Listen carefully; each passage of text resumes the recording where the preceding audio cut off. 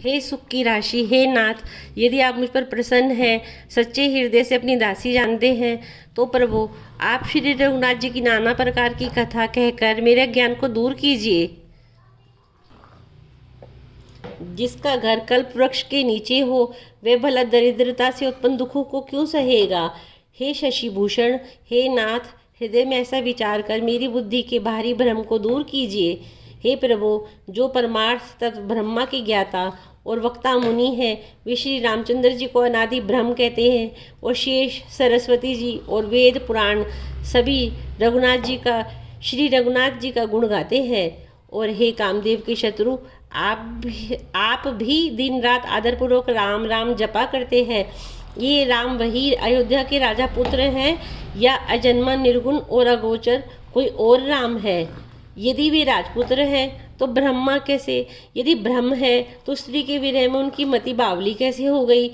इधर उनके ऐसे चरित्र को देखकर, उधर उनकी महिमा को सुनकर मेरी बुद्धि अत्यंत चकरा रही है। यदि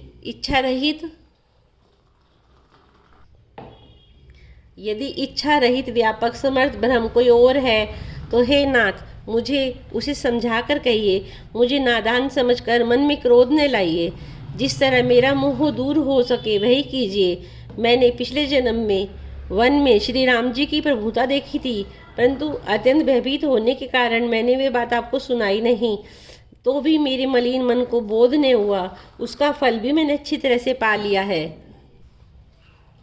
अब भी मेरे मन में कुछ संदेह है, आप कृपा कीजिए। मैं हाथ जोड़कर विनती करती हूँ कि हे प्रभु, आपने उस समय मुझे बहुत तरह से समझाया था, फिर भी मेरा संदेह नहीं गया।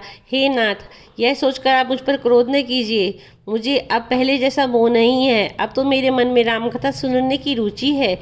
हे शेषनाग को अलंकार रूप में धारण करने वाले देवताओं के नाथ, आप श्री रामचंद्र जी के गुणों की पवित्र कथा कहिए।